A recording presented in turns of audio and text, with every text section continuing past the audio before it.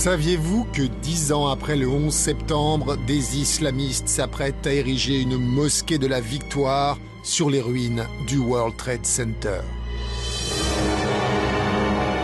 We are afraid in our own country of the people that we've embraced here. Everybody knows who's trying to kill us. Vous ignorez encore que des milices musulmanes ont interdit le jambon et installé la charia à Paris? L'islam étant quelque chose qui nous menace, que des gens puissent ne pas être islamophobes, en France, ça me sidère. Il semblerait aussi qu'une conspiration islamo-bolchevique se prépare à s'emparer de toute la planète, du Botswana jusqu'au Groenland. C'est une bataille permanente, vous savez, celle entre le bien et le mal. Les amateurs d'apocalypse savent à quoi s'en tenir. Voici venu le temps de l'Antéchrist, et il viendra du monde musulman. Aux États-Unis et en Europe, une étrange coalition surjoue le choc du 11 septembre et amplifie la peur de l'islam. Peu à peu, une partie de la population verse dans la haine ouverte à l'égard de tout musulman.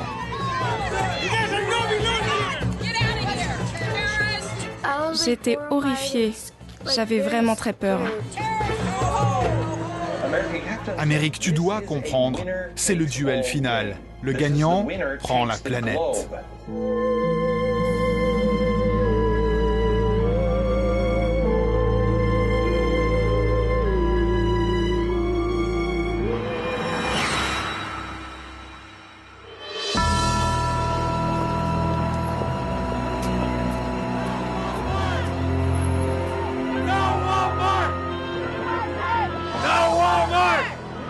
Quel rapport entre un hypermarché et une mosquée? Ce matin-là, devant la mairie de New York, nous avions un peu de mal à comprendre ce qui se jouait. D'un côté de la rue, des syndicalistes et des associations de consommateurs protestent contre l'ouverture d'un supermarché Walmart à Manhattan. Ils accusent l'enseigne Bon Marché de maltraiter ses salariés et détruire le petit commerce alentour. Hé, sac à merde! Sur le trottoir d'en face, une douzaine de conservateurs est venue défendre Walmart et condamner la construction d'une mosquée. Temple de la consommation contre lieu de culte islamique, peut-être les prémices d'une nouvelle guerre de religion. Même les manifestants étaient un peu perdus. C'est quoi le lien entre la mosquée de Ground Zero et Walmart? J'en ai aucune idée. Nous, on est là contre la mosquée Ground Zero. En fait, les ennemis de la mosquée se sont invités au rassemblement contre l'hypermarché pour faire entendre leur point de vue devant les caméras. Un point de vue simple, Walmart, c'est bien, l'islam, c'est mal. L'Amérique est en danger? Oui, il y a une armée d'esclaves qui va bientôt sortir des ghettos. Traitez-moi de folle, mais gardez ça dans un coin de votre tête. Ils sont une armée. Dites-moi, en France, vous avez beaucoup de musulmans là-bas? Oui. Vous avez eu des émeutes, n'est-ce pas? C'est vrai. Et c'est parce qu'ils voulaient imposer la charia dans votre pays, n'est-ce pas? Pour qu'ils puissent tuer leurs filles et faire tout ce qu'ils veulent avec leurs femmes si elles n'agissent pas comme il le faut. J'ai jamais entendu parler de ça. Eh bien, ils essaient de l'imposer ici, dans ce pays.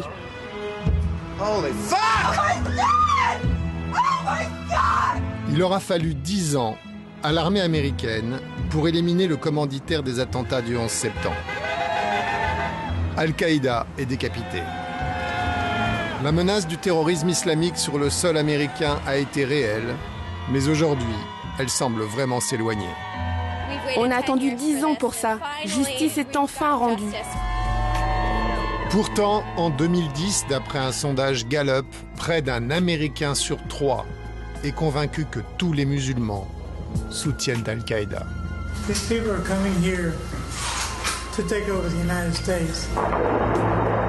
Cette vision d'apocalypse est répandue dans le public par un réseau d'influence. Un réseau qui a aussi été entendu par le tueur d'Oslo.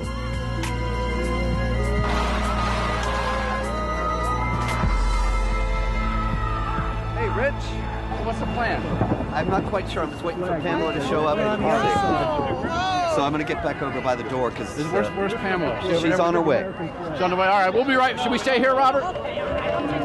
Celle qu'ils attendent tous, c'est elle, Pamela Geller. Pam Gelder, racist queen! We don't want your redneck dream!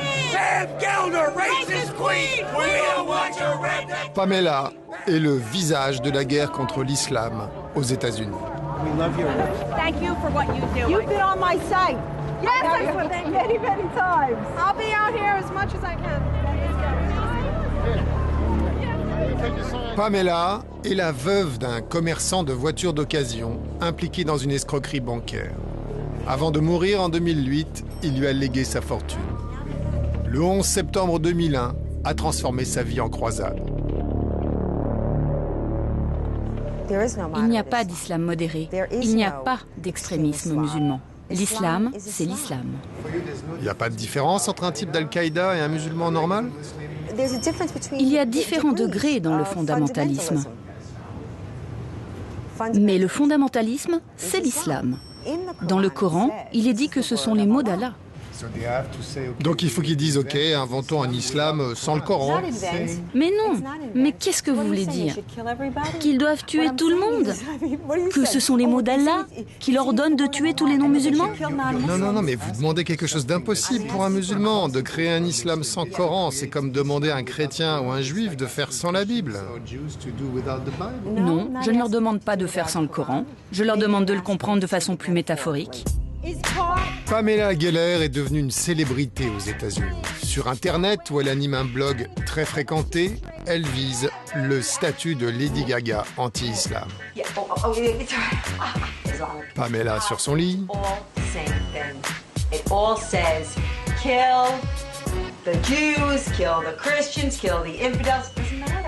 Pamela à la plage. Et Pamela en bikini sur son balcon. En juin 2010, elle organise une manifestation contre la construction d'une mosquée à Ground Zero. Depuis, elle passe à la télévision régulièrement et martèle avec succès son message. Aujourd'hui, d'après un sondage du Time, 61% des Américains sont contre la mosquée de Ground Zero.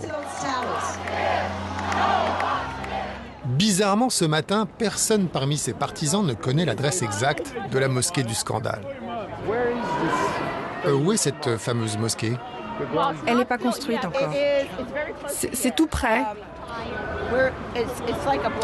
C'est à un pâté de maison d'ici. Ground Zero, c'est ici. Sur ce terre-plein s'élevaient les 2 tours détruites lors des attaques du 11 septembre. Derrière la palissade, les machines-outils s'affairent, mais certainement pas à la construction d'une mosquée. Première constatation, l'expression est un tour de passe-passe, une formule publicitaire inventée par Pamela. Ce qu'elle appelle Ground Zero est un immeuble à 2 pâtés de maison qui a reçu quelques débris.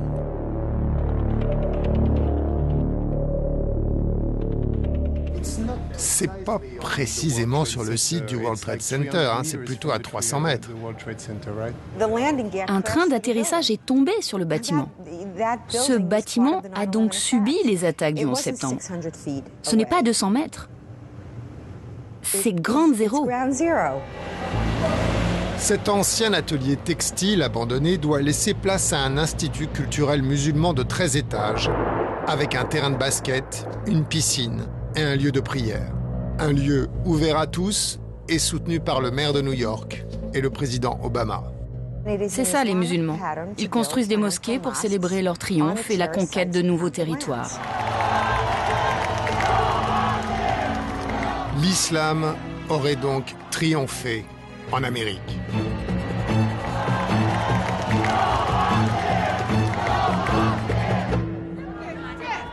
Robert Spencer est l'associé de Pamela. Ce grec orthodoxe se proclame spécialiste du Coran et se présente comme le cerveau du mouvement.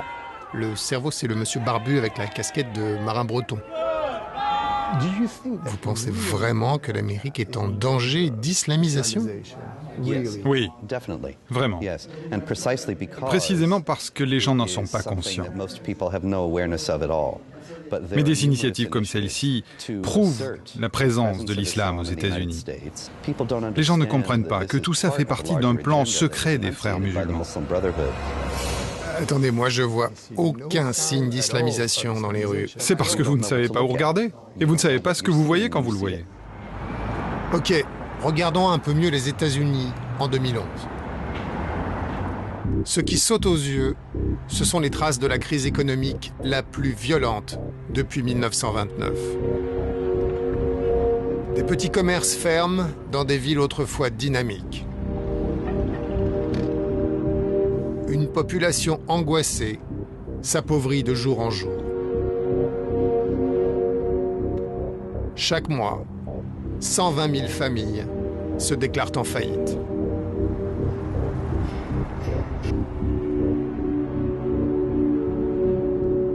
En 2008, la spéculation financière a désintégré 700 milliards de dollars. C'est après la grande crise de 2008 et l'élection de Barack Hussein Obama que l'Amérique profonde a commencé à prêter l'oreille à Pamela Geller et ses amis.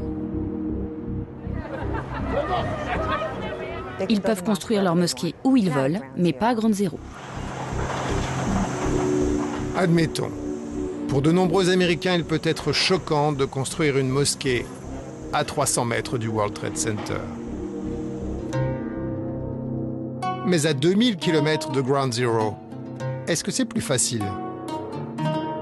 Nous partons pour le Tennessee. Nous voici au cœur de la zone la plus religieuse du pays, la ceinture biblique. Ici, les églises sont plus nombreuses que les fast-foods. Dans la tranquille petite ville de Murfreesboro, on bat des records. 252 temples et églises pour 100 000 habitants. Seuls les musulmans sont relégués dans une zone industrielle, juste derrière une pompe à essence. Pour faire comme leurs voisins chrétiens, ils avaient imaginé pouvoir se construire leur centre à eux avec un terrain de sport et une piscine. We have like a weekend school for the kids to teach them, basic religious. Saleh Benati est un notable local, un professeur respecté à l'université du Tennessee. C'est aussi l'un des leaders de la communauté musulmane. C'est lui qui a réuni les cotisations des musulmans pour bâtir la mosquée. Mais alors que les travaux venaient à peine de débuter, les musulmans de Murfreesboro allaient découvrir qu'ils n'avaient pas que des amis dans la ville. Soudain, leurs voisins venaient les dénoncer comme terroristes aux actualités régionales. You don't want a mosque in Murfreesboro? No. It's a training ground for jihad. That's what goes on there. That's where they gather to take over America. Et oui, les braves gens du Tennessee en sont convaincus. Si vous commencez par tolérer une mosquée, ils finiront tôt ou tard par défiler armés dans vos rues.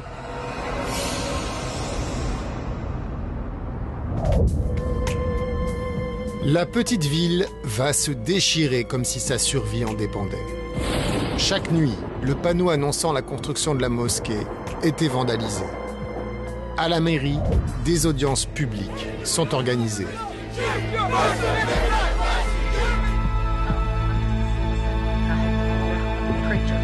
I was scared coming here tonight to even speak, which makes me so sad I can't even talk about it.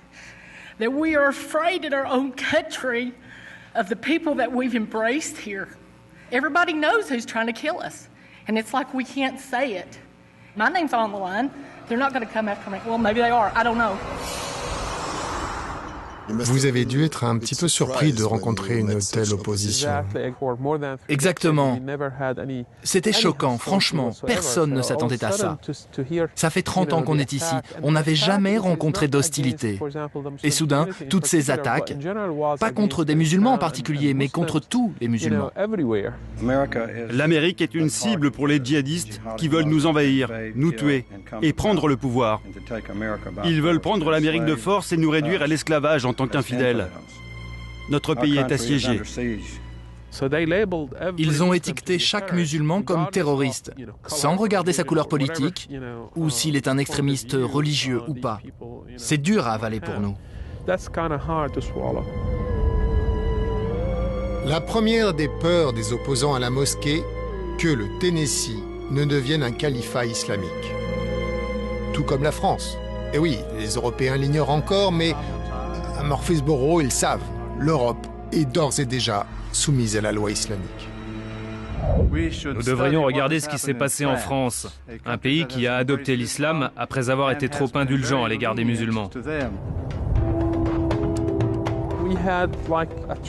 Les machines, les bulldozers étaient là-bas, stationnés au bout du terrain. Elles étaient toutes prêtes à travailler le lendemain, mais elles n'ont pas pu. Ils ont brûlé le dernier engin, dans le fond. Pour les opposants à la mosquée, ce sont les musulmans eux-mêmes qui auraient mis le feu au bulldozer. Vous croyez qu'ils sont responsables de l'incendie de leur machine? Oh oui, je crois que ça a été monté de toutes pièces. Ils l'ont fait pour attirer l'attention sur eux. Ces gens ont vraiment employé tous les moyens pour faire entendre leur point de vue. Vous n'avez jamais de doute? Vous ne vous dites pas qu'en empêchant la mosquée, vous aidez les radicaux plus que les modérés? Non. Nous défendons la justice et la vertu. Nous sommes Américains. Nous devons garantir la sécurité à notre communauté.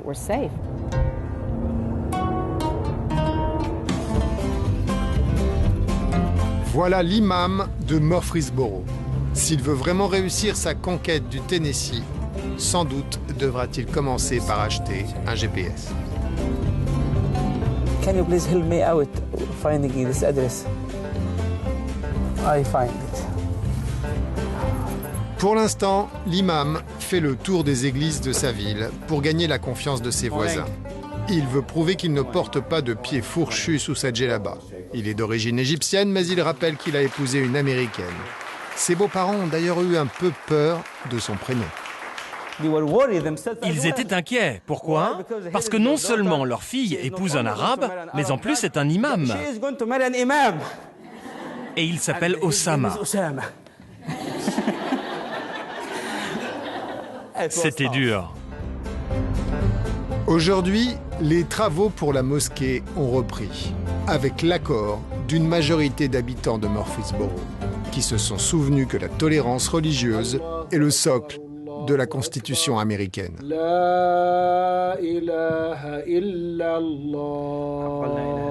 Reste une question.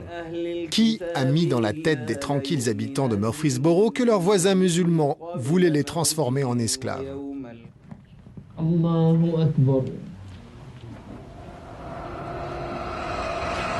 À 18h, allumez la télévision. Vous y découvrirez un certain Glenn Beck.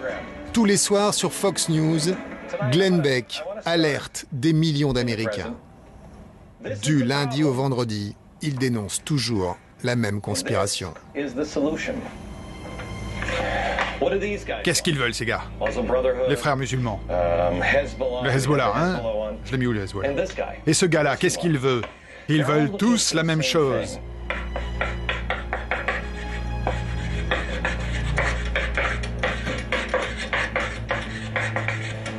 Ce gars, il veut, je ne sais pas moi, une nouvelle banque. Eux, ils veulent un califat islamique et eux, c'est le communisme ou le socialisme. Ils disent tous la même chose, un nouvel ordre mondial arrive et le monde tel que nous le connaissons, le capitalisme, est fini. Glenn Beck a découvert le poteau rose des communistes, apparemment il en aurait trouvé, alliés à des islamistes, le tout généreusement financé par un milliardaire gauchiste et juif, George Soros. Après la pub, les troupes islamo-bolcheviques vont abattre le capitalisme mondial. Ils pourront créer le chaos et avoir leur nouvel ordre mondial.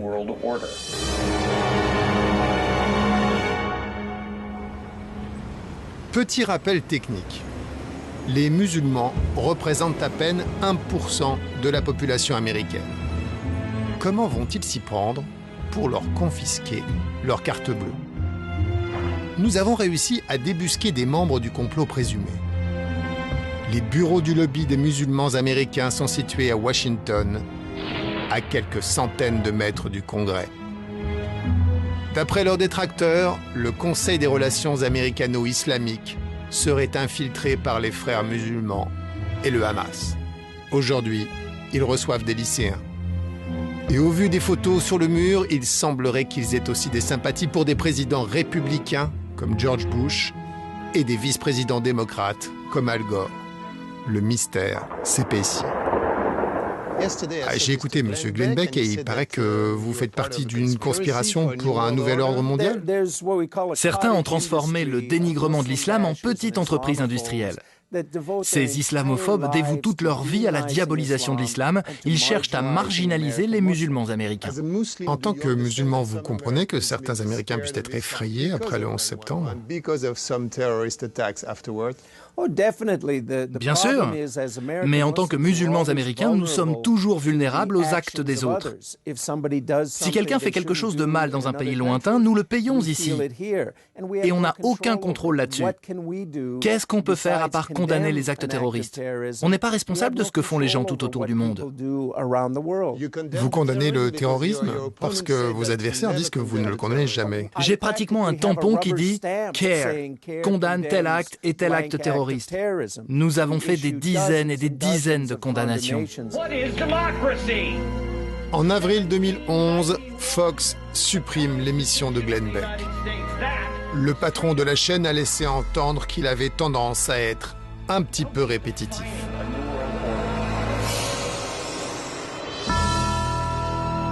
Mais les tenants de la thèse du complot n'ont pas besoin de la télévision pour atteindre le grand public.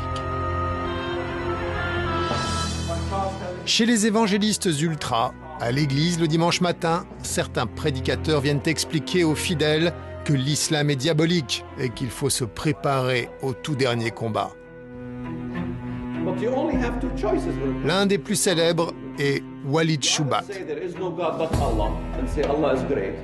Ce qui n'est pas son vrai nom. Il affirme être palestinien converti au christianisme combattant. Jean de Damas a assisté à la naissance de l'islam. Il a dit « Voici l'avènement de l'Antéchrist ». Autrement dit, il y a une continuité de l'Antéchrist du Nouveau Testament jusqu'à aujourd'hui. Et à la fin, il y aura cet avènement de l'Antéchrist qui surgira du monde musulman.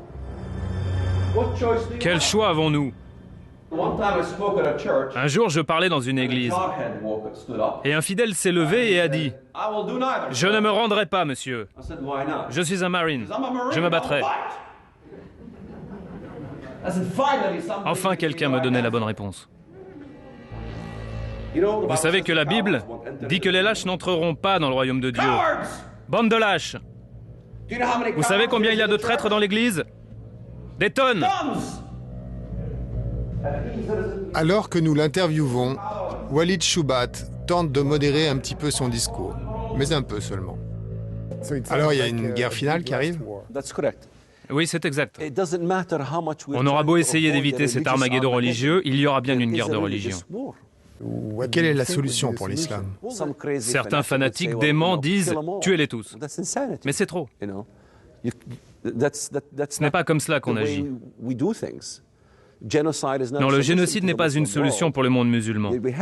Certains extrémistes de droite disent « jetez-leur une bombe nucléaire ». Mais nous devons vivre avec les musulmans. Ce qu'il faut faire, c'est séparer la charia de l'islam.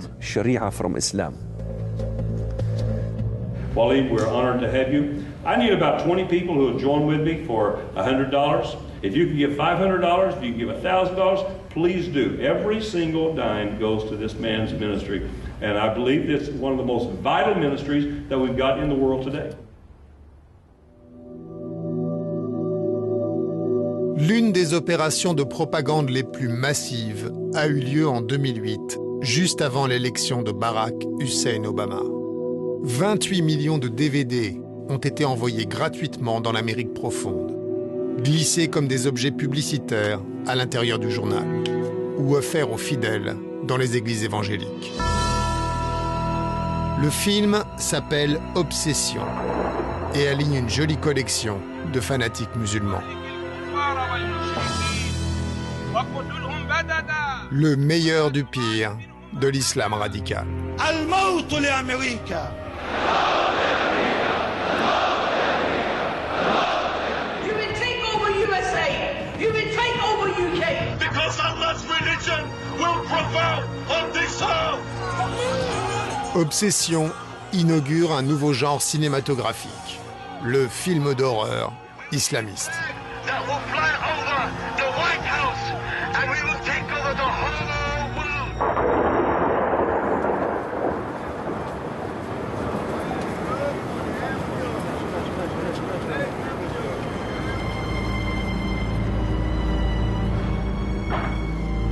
Jack Moline a été classé par le magazine Newsweek comme l'un des rabbins les plus influents des États-Unis. Un matin, il a reçu lui aussi le DVD Obsession avec son journal. En tant que juif, le film lui a rappelé quelques très mauvais souvenirs.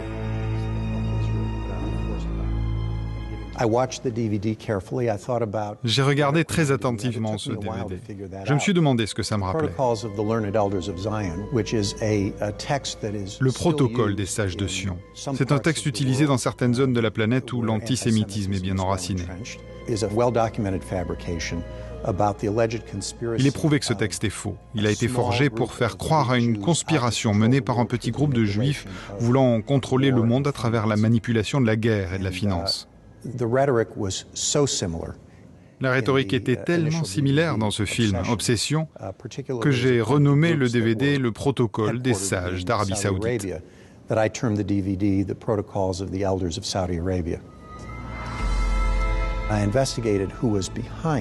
J'ai enquêté pour savoir qui œuvrait derrière tout ça. Et j'ai découvert la présence d'une organisation religieuse juive très à droite. Notre propre histoire de persécution devrait nous servir de leçon et nous empêcher de faire ça à d'autres. Nous avons voulu rencontrer les responsables de l'opération Obsession. Officiellement, le film a été produit à New York par le fonds Clarion. You have reached Clarion Fund, Press and Media Inquiries. No one is available to answer your call at this time. Un fonds qui appartient à une nébuleuse opaque. Quand on appelle, on tombe sur un répondeur. Personne ne renvoie jamais les appels. L'adresse n'est qu'une boîte postale. En 2010, le fonds Clarion produit un nouveau film, le troisième djihad. Tout le film tourne autour d'un document rédigé il y a 20 ans par un individu isolé, membre des Frères musulmans. C'est un plan secret pour conquérir la planète. A strategy to infiltrate and dominate America. We all know about terrorism. This is the war you don't know about. Et dans une animation graphique qui fait peur, le film nous montre l'invasion planétaire des islamistes, de l'Amérique au Groenland et même jusqu'au pôle Nord.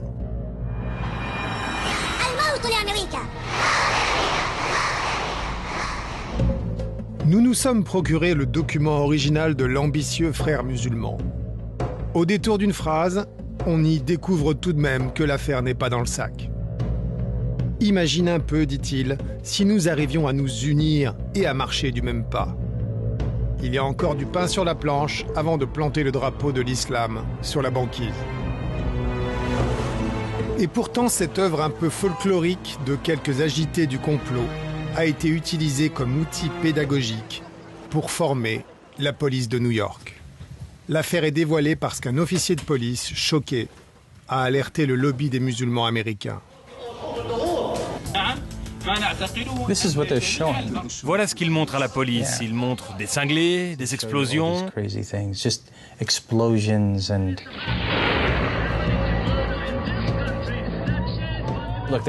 Regardez, ils montrent un texte écrit en arabe. Ça c'est mal, c'est diabolique. Ils essaient de faire passer le message négatif arabe, négatif musulman. Ils essaient de marquer les esprits, comme on fait une marque sur une vache, de faire entrer dans la tête des policiers que les musulmans sont mauvais. Ça veut dire qu'en fait, pendant des mois, des policiers ont vu un film de propagande. Exactement. Et quand vous avez parlé aux responsables de la police, qu'est-ce qu'ils vous ont dit? Ils ont tout nié. Au début, quand on leur a parlé de la vidéo, ils ont dit non, non, nous ne montrons pas une vidéo comme ça. Alors on leur a dit, attendez, ce sont vos propres policiers qui nous appellent pour parler de cette vidéo. Ils sont revenus vers nous pour nous dire qu'apparemment le film avait bien été projeté, mais que ce n'est pas l'un de leurs films et qu'ils vont s'en débarrasser. Aujourd'hui, la police de New York est extrêmement embarrassée par cette histoire. Ils insistent, ce film ne reflète pas leur position officielle et ils refusent par ailleurs de donner le nom de l'entreprise privée et le montant du contrat de formation.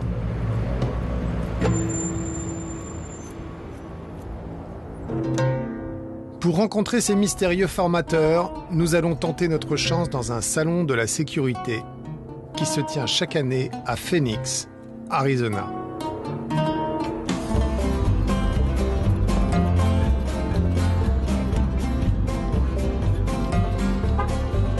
À Border Security Expo, on traite 3 grands problèmes: frontières, terrorisme, immigration. Et on est à la pointe de la technologie. Good job.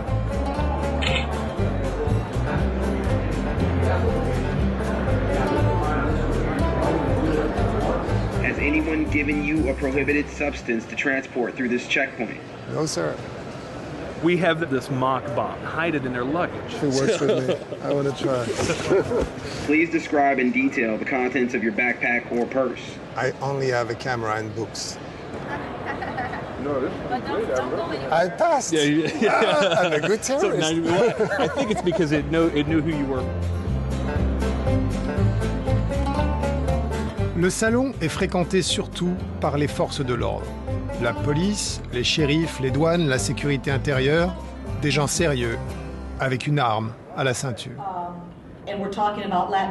Ils sont venus écouter notamment des spécialistes en terrorisme islamiste. Et dans un séminaire, nous découvrons la présence d'un membre du groupe Clarion, Claire Lopez. Madame Lopez est venue expliquer aux policiers qu'on se trouvait à l'heure de la grande convergence entre toutes les forces du mal, tous unis contre l'Amérique. C'est une sorte de convergence des menaces. Et dans cette convergence des menaces, on voit l'Iran qui travaille avec tout le monde. Al-Qaïda, le Hamas, le Hezbollah. Remarquez bien, ce sont des sunnites et des chiites. On dit qu'ils ne peuvent pas travailler ensemble, aussi ils peuvent. Il y a aussi le KGB, les Nord-Coréens, les narcotrafiquants, le crime organisé, la Syrie et les talibans. Et on n'est pas au bout de nos surprises.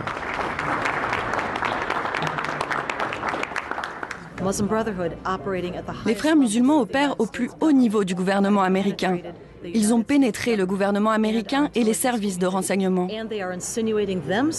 Petit à petit, les frères musulmans deviennent formateurs pour le FBI, mais aussi pour d'autres organisations comme la CIA. Ils sont même invités à la Maison-Blanche.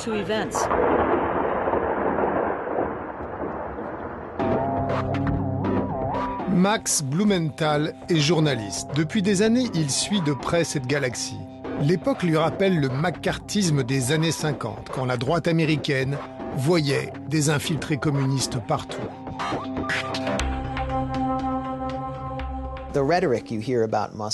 Le discours islamophobe qu'utilisent ces groupes dénonce moins la menace terroriste que la menace de l'influence des musulmans. Ce qui les inquiète, c'est que les musulmans gagnent de l'espace dans la politique, la finance, et qu'ils renversent les fondements de l'Amérique. Ça n'a pas grand-chose à voir avec le terrorisme. C'est de la bigoterie ou du racisme. C'est une phobie. Ce n'est pas une peur rationnelle. C'est une phobie. Et les attaques contre les musulmans ne cessent de se multiplier. Un chauffeur de taxi new-yorkais a été poignardé. 2 Sikhs, des Indiens du Pendjab, ont été tués en Californie parce qu'ils portaient un turban sur la tête. Et des dizaines de mosquées sont profanées chaque mois. Un incident a été filmé par des caméras amateurs et aussitôt posté sur Internet. Il a eu lieu ici, en Californie, à Yorba Linda, le 13 février 2011, lors d'un dîner de charité organisé dans cette salle municipale par une association musulmane. Des ultra-conservateurs avaient appelé à manifester contre la présence au dîner d'un imam dénoncé par eux comme extrémiste. Très vite, malgré la présence d'enfants, la manifestation déborde. La foule a été chauffée à blanc par des déclarations d'élus politiques locaux, appelant au meurtre. Let me tell you what's going on over there right now. Make no bones about it. That is pure, unadulterated evil. As a matter of fact, I know quite a few Marines who will be very happy to help these terrorists to an early meeting in paradise.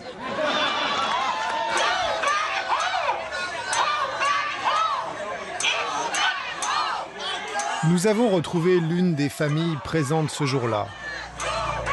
Ce sont eux qu'on voit sur les images.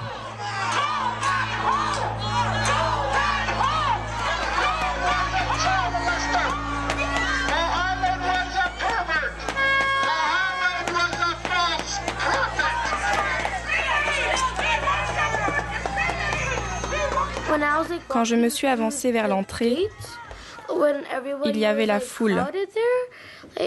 J'étais horrifiée. J'avais vraiment très peur. J'avais peur que quelqu'un sorte de la foule et nous fasse du mal.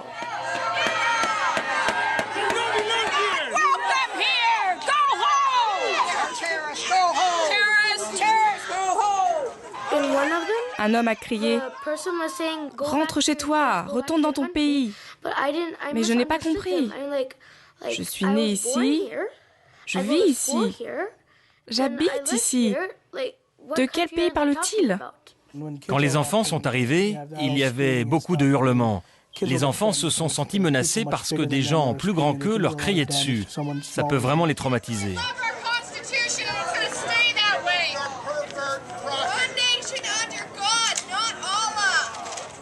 J'ai demandé à mon père pourquoi il nous déteste tant. Il m'a répondu, ils nous détestent pas, ils nous connaissent pas. C'était difficile d'expliquer ça aux enfants. Ce n'est pas le genre de conversation qu'on a envie d'avoir avec de tout petits enfants innocents. Ils vous demandent sans arrêt « Pourquoi ? Pourquoi ?»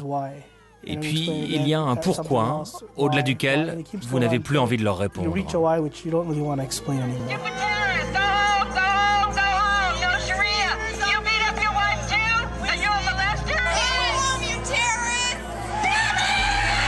En juillet 2011, un cran définitif est franchi dans la violence. Un Norvégien islamophobe, Anders Breivik, tue 76 personnes à Oslo. Dans un long texte, il explique qu'il a voulu stopper l'islamisation de l'Europe. Robert Spencer est sa principale référence. Il est cité 68 fois. Juste avant le massacre d'Oslo, nous avions posé une question étrangement prémonitoire à Spencer. Est-ce que vous n'avez jamais peur que quelqu'un de faible d'esprit interprète mal vos propos et se mette à tirer sur des musulmans? Et vous? Vous n'avez jamais peur que quelqu'un déforme ce que vous dites et fasse quelque chose de mal? J'y pense. Eh bien, laissez-moi vous dire que si ça arrivait, vous n'auriez aucune responsabilité. Donc, vous n'avez aucune responsabilité? Bien sûr que non. Je n'ai jamais conseillé la violence. J'ai toujours défendu le respect de la loi. En février 2011, mauvaise nouvelle pour Spencer et Geller, la plus ancienne organisation des droits civiques, le Southern Poverty Law Center, les classe parmi les groupes qui prêchent la haine. Juste à côté du Ku Klux Klan. Nous allons découvrir que Spencer et Geller se sont affiliés à un mouvement européen que l'extrême droite la plus radicale pilote en sous-main. Le nom de cette nouvelle internationale, Stop à l'islamisation. Elle a été lancée par un Européen, Anders Gravers. Vous avez été inspiré par eux? Oui. C'est Anders Gravers qui nous a demandé de créer Stop à l'islamisation de l'Amérique, à Pamela et moi. Il n'y a pas d'affiliation organisationnelle, mais nous travaillons pour la même chose. Liberté, démocratie et défense de l'égalité des droits. Liberté et égalité des droits, de bien belles valeurs. En décembre 2010, le réseau Stop à l'islamisation s'est réuni à Paris. Anders Gravers était là, bien sûr. Stop mass building, stop Sharia law, stop Sharia finance. Il y avait aussi des Belges, des Suisses, des Anglais. La rencontre était organisée notamment par un groupe français, le Bloc identitaire. À la tribune, son leader aligne les déclarations vaguement menaçantes. Ceux qui nous dirigent aujourd'hui à Paris, à Londres, à Bruxelles, sont des collabos de l'islam. Pour repousser l'islamisation, il faudra d'abord neutraliser politiquement ces collabos. Défi total, réponse totale. Dans les années 90, le vigoureux Fabrice Robert dirigeait Unité radicale, un groupe fréquenté par de jeunes néo-nazis et dissous par le gouvernement français. Ses leaders ont alors refondé une organisation au nouveau visage, le Bloc identitaire. Fini l'antisémitisme et la nostalgie pour les breloques du Troisième Reich. Le Bloc n'a plus qu'un unique ennemi, l'islam. L'islam n'a pas sa place en Europe.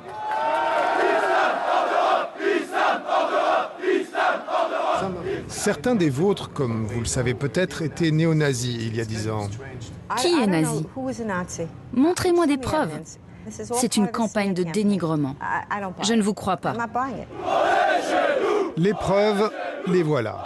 Les deux leaders du Bloc identitaire, Philippe Vardon et Fabrice Robert, animaient un groupe de rock skinhead, Fraction Hexagone. Ils ont marqué l'histoire de la musique populaire d'une chanson au titre rafraîchissant, Une balle. Une balle pour les sionistes. Une balle pour les cosmopolites. Une balle pour les Yankees. Une balle pour les lobbies. J'ai eu un parcours radical dans ma jeunesse. Je le renie pas, loin de là. Maintenant, le discours a changé. Vous le reniez pas? Vous reniez pas d'avoir... Ça s'appelle du néonazisme quand même. Ah non, pas du tout. Nous étions un mouvement national révolutionnaire. Ah non, justement, c'était un mouvement qui était totalement en opposition avec les néo-nazis. Ah, enfin, oui. Une balle pour les sionistes, ça veut dire quoi? Ben, vous pensez que c'est néo-nazis? Je crois pas, non? Ça veut dire les juifs, non? Pas du tout, pas du tout, pas du tout.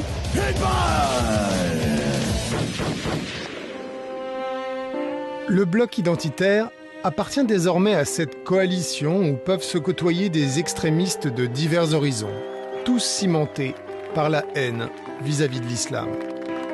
Du côté de la branche américaine, Robert Spencer suggère la tolérance. Si un groupe change de position, il faut évaluer s'ils sont vraiment sincères ou pas. Il faut juger au cas par cas. Un membre de notre équipe a adhéré au Bloc identitaire, avec une caméra cachée. Derrière des portes closes et sans témoins, un petit maître à penser lui a infligé un interminable discours sur la pureté raciale et contre le regrettable procès de Nuremberg qui condamna les dignitaires nazis. C'est une phrase qui m'avait marqué, il y a Nuremberg, c'est pas seulement le grand arien blanc qui a été condamné, c'est l'homme européen et les valeurs qu'il portait. C'est pour ça aussi que vous êtes des militants nationalistes, des militants identitaires. C'est pas seulement parce que vous avez un capital racial dans les veines qui porte ces valeurs génétiquement, presque. Donc je pense que l'ennemi, la grande bataille à mener aujourd'hui, c'est contre le métissage, ça me semble énorme.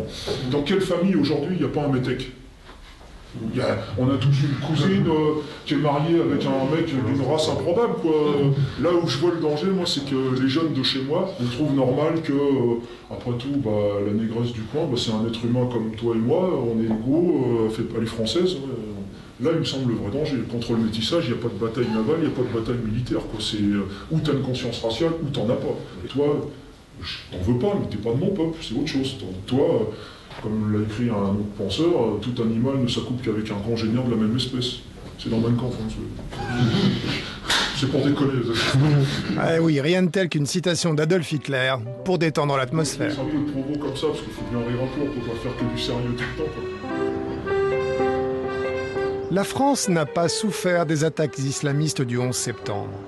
Alors, l'extrême droite va se creuser la tête pour fabriquer des traumatismes de rechange. La France accueille une importante population musulmane. Les quartiers populaires des grandes villes changent de visage. Une mutation qui inquiète certains Français. L'extrême droite va jouer de cette inquiétude en concentrant l'attention sur un quartier pauvre au nord de Paris, la Goutte d'Or. Ici, chaque vendredi, des musulmans débordent de la mosquée et prient sur la chaussée. Pendant 1 heure, les voitures ne peuvent plus emprunter 3 rues. Sur une radio nationale, la chef du principal parti d'extrême droite français, Marine Le Pen, se lâche sur la métaphore. Un certain nombre de personnes viennent pour accaparer les territoires. Je suis désolé, mais pour ceux qui aiment beaucoup parler de la Seconde Guerre mondiale, s'il s'agit de parler d'occupation, on pourrait en parler, là, pour le coup. Certes, il n'y a pas de blindés, il n'y a pas de soldats, mais c'est une occupation tout de même. An ordinary French citizen who was watching the Islamization of Paris decided that the world needed to see what was happening to his city. This is a Friday in Paris, filmed by hidden camera. The streets are blocked by a huge crowd of Muslim worshippers and it's enforced by private security. Aux États-Unis, les télévisions des évangélistes conservateurs diffusent des images qui font peur en caméra cachée. Voici pourquoi les braves gens du Tennessee sont convaincus que la France est tombée aux mains des islamistes.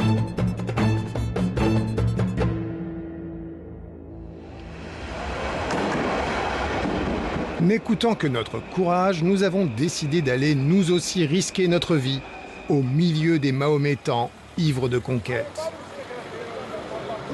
Nous avons été reçus par Moussa Niembele, responsable de la sécurité de la mosquée. Là, vous avez une salle qui est là. 1 heure avant le début officiel de la prière, la mosquée est déjà bondée. Là, on ne pourra pas aller plus loin parce qu'il y a trop de monde, mais vous pouvez vous avancer.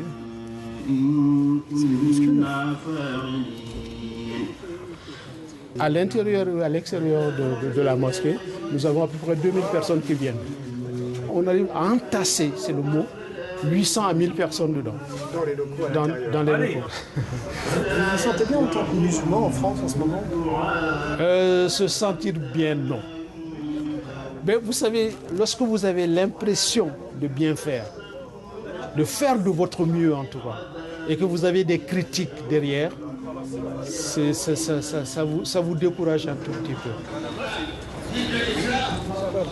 200 mètres carrés pour 2000 fidèles, ça fait 10 musulmans au mètre carré, alors oui, ça déborde. Ça va bien? Oui, ça va. Alhamdulillah. Monsieur Niembele tient beaucoup à respecter la loi. Je suis le responsable du service d'ordre et de temps en temps je viens me présenter au cas où il y aurait des problèmes, je viens vous voir. Voilà. Et ce qui est valable pour vous, ça l'est pour vos collègues aussi. Je vois qu'elles sont très occupées. Vous leur transmettrez nos respectueuses salutations. Voilà, merci beaucoup. Il veille à ce que les gens ne se répandent pas trop. Qu'est-ce que vous lui avez dit, monsieur? Je lui ai dit de ne pas au moins boucher le passage cyclable, quoi. Cela fait 20 ans que les musulmans de Barbès demandent qu'on leur agrandisse leur mosquée pour éviter de prier dans la rue. Sans succès. En juin 2010, les télés et radios vont relayer le message d'une certaine Sylvie François, une Française de souche qui dit habiter à quelques mètres de la mosquée et affirme être soumise à l'oppression des musulmans. Moi, je suis habitante de la Goutte d'Or et depuis longtemps, même depuis plusieurs générations. C'est un quartier du 18e qui est très islamisé aujourd'hui. On y fait la prière dans la rue le vendredi, par exemple. Dans ma vie quotidienne, j'ai souvent le sentiment d'être regardée de travers. Parfois, je suis en but à des remarques un peu méprisantes parce que je ne suis pas voilée. Je ne suis plus conforme au quartier dans lequel j'habite. Les commentateurs nationalistes s'emparent aussitôt du témoignage de Sylvie François et hurlent à la guerre de religion. La vraie provocation, c'est que depuis des années, on laisse la préfecture, la mairie, on laisse des milliers de fidèles faire la prière dans la rue. C'est absolument scandaleux. C'est un scandale. La vraie provocation, elle est là. Dans ce pays, quand l'État est faible, il y a des guerres de religion. Sylvie François, la courageuse habitante de la Goutte d'Or, lance une idée. Un apéro saucisson et pinard pour sauver ce qui peut encore l'être. Alcool et charcuterie, 2 interdictions islamiques, 2 produits impossibles à trouver dans son quartier, affirme-t-elle. Vous parlez des adversaires résolus de nos vins de terroir et de nos produits charcutiers. Parce que voilà, j'ai envie de défendre aussi ce qui fait notre identité et puis dans son côté culinaire, on va dire, qui est parfait. Pas de saucisson à la Goutte d'Or. Sylvie François n'a pas l'air de connaître son propre quartier. Et notamment la célèbre charcuterie au Cochon d'Or, qui vend du porc à quelques mètres à peine de la mosquée. La Goutte d'Or est un quartier pauvre, certes, mais ouvert. Ici se croisent des musulmans, des Françaises en short, des Juifs orthodoxes en noir et blanc, des Tamouls en sari coloré, et aussi, il est vrai, une bonne dose de petits trafiquants et de policiers. Oui, à la Goutte d'Or, il y a souvent des faits divers, mais pas l'ombre d'une guerre de religion. Comment Sylvie François peut-elle ignorer tout ça? Tout simplement parce qu'elle n'a jamais mis les pieds à la Goutte d'Or. L'opération Sylvie François est une manipulation du bloc identitaire. Un bidonnage. Pour l'extrême droite, c'est une réussite. Pendant 10 jours, les médias ont relayé benoîtement leurs mensonges. Des millions de Français sont désormais convaincus que la charia règne à Barbès. Et la peur du musulman a pénétré un peu plus profondément dans une société française fragilisée par la crise économique. Le mensonge est-il une arme légitime en politique? Nous avons voulu poser la question au leader du bloc identitaire, Fabrice Robert, assez content de son coup. Notre objectif était bien sûr de faire réagir les autorités sur un autre scandale, celui de l'occupation de plusieurs rues parisiennes pour la prière musulmane. Si j'ai bien suivi, il y avait une dame qui s'appelait Sylvie François qui disait être habitante de Barbès, qu'elle ne pouvait pas acheter de saucisson, elle ne pouvait pas acheter de vin. Tout était faux, elle n'existait pas. Est-ce que c'est pas un problème quand même de servir du mensonge pour poser les termes d'un débat public? Quand je vois les mensonges diffusés par les médias tous les jours, non, j'ai aucun scrupule. Après, c'est pas un mensonge. La figure de Sylvie François s'est transformée comme porte-parole d'un mal-être en France. Oui, mais elle n'existe pas. Enfin, concrètement, elle a parlé à la télé, à la radio, en disant « J'habite Barbès, je ne peux plus sortir, je ne peux plus boire de vin, je ne peux plus acheter de saucisson » et tout était faux. Je pense qu'il y a beaucoup de Sylvie François à Barbès. Oui, non, mais enfin, quand même, on ne peut pas avoir recours aux mensonges comme ça. Monsieur Morera, ça fait maintenant 4 ans que Riposte Laïque existe. Je suis stupéfait depuis 2 ans par le nombre de personnes qui nous écrivent en nous disant « Surtout, ne publiez pas mon nom. Je ne veux pas avoir d'ennui. » En l'occurrence, tout était faux. Mais attendez, vous avez répandu dans la société une idée fausse. Je crois qu'il ne faut pas faire du déni de réalité.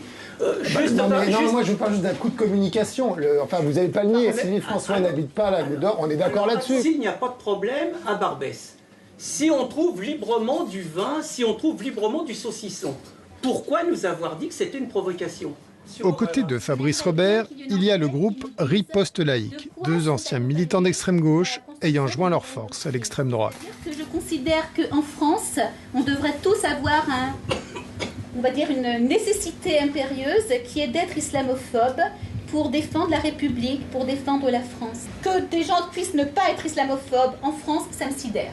Et vous savez que la phobie, c'est une maladie. Hein. La phobie, ça se soigne. Arachnophobie, par exemple, c'est des gens qui s'évanouissent quand ils voient des araignées. Qui ont des terreurs comme ça, ils se mettent à trembler. Non. Ne jouez pas sur le double sens des mots, vous savez très bien. Ah non, la phobie, c'est une maladie. C'est classé par les psychiatres comme une maladie. Ce petit groupe rouge-brun est convaincu d'avoir imposé son discours islamophobe dans le débat public et au plus haut niveau du gouvernement. Lorsque j'entends Claude Guéance demander s'il n'y a pas trop de musulmans en France aujourd'hui, c'est exactement ce que j'ai déclaré en décembre dernier lors des assises sur l'islamisation. On considère que pour conquérir le pouvoir, encore faut-il conquérir les esprits avant. Il est clair que les prières dans les rues choquent un certain nombre de nos concitoyens. C'est vrai que l'accroissement du nombre des fidèles de cette religion, un certain nombre de comportements pose problème. Je dirais tout simplement... 6 mois après l'opération Sylvie François, le journal Le Monde rend public un sondage. 42% des Français pensent que la présence des musulmans est une menace pour l'identité française.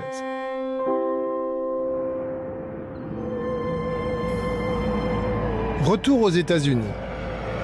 Ici aussi, les idées de la frange islamophobe la plus radicale s'insinuent peu à peu au centre de l'échiquier politique. Nous voici à Washington, D.C. Chaque année, la droite américaine s'offre un festival dans un grand hôtel, CPAC, la Convention des conservateurs pour l'action politique. Cette année, il y a 2 stars de l'ancien gouvernement Bush. L'ancien ministre de la Guerre, Rumsfeld, et l'ex-vice-président, Dick Cheney. Ces hommes resteront dans l'histoire comme ceux qui ont profité des attentats du 11 septembre pour attaquer l'Irak.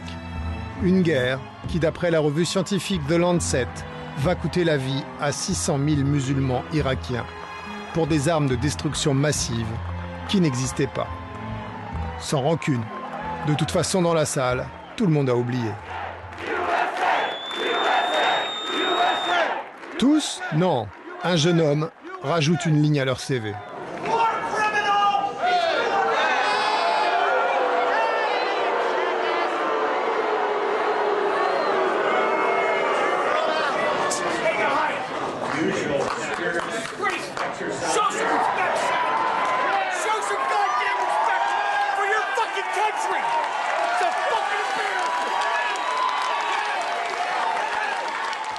Les États-Unis sont la plus belle création de l'homme sur Terre.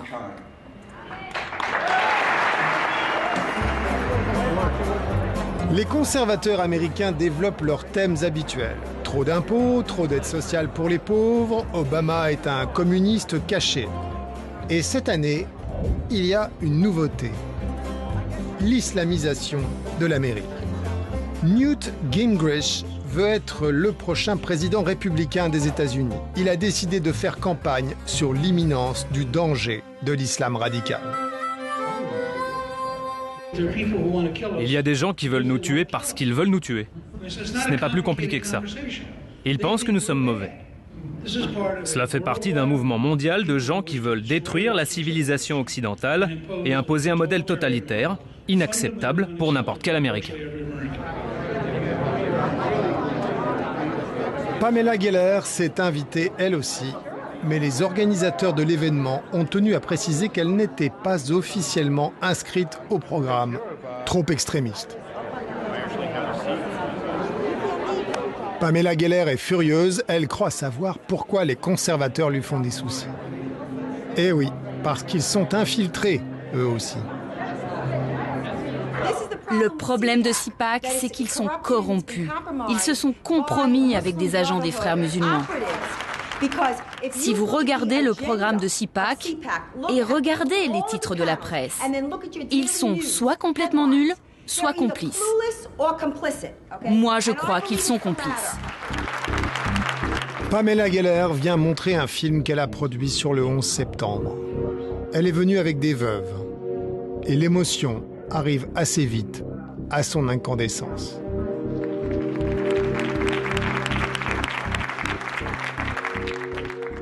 I lost my only son,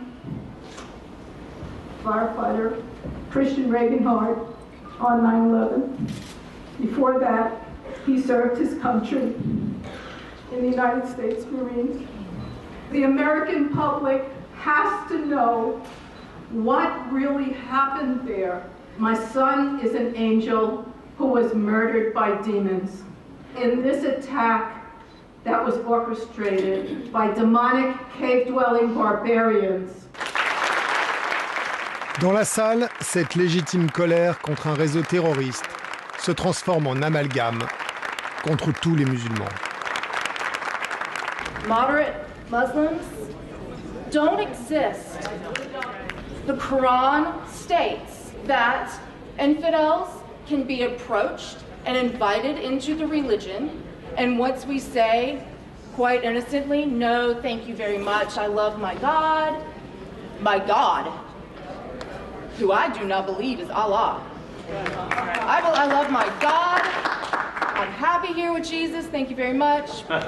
Once we say no thanks, then we may be killed. That is just it. Boom, boom. You want to come? No? Okay.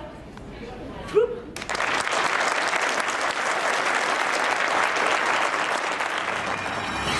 Islam hors d'Europe! Islam hors d'Europe! Islam hors d'Europe! Islam hors d'Europe! Islam hors d'Europe! En mai 2011, les ennemis de l'islam se réunissaient à Lyon. 2 continents, seul le totem change. À Lyon, on vénère le cochon, animal tabou pour les musulmans. Vos libertés fondamentales, vos libertés publiques, pour défendre votre place d'homme libre. Aujourd'hui, nous consommons du halal sans le savoir. C'est insupportable. On consomme du halal, on finance l'islam, on finance les mosquées, on finance les imams.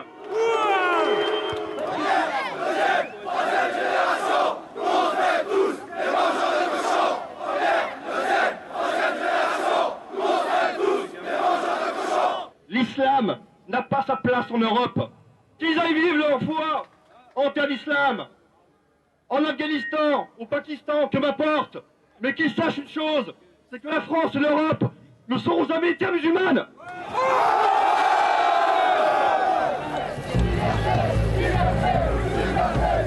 Dans la soirée, des nationalistes avinés iront défendre les vraies valeurs de l'Occident chrétien en cassant la vitrine d'un vendeur de kebab mahométan.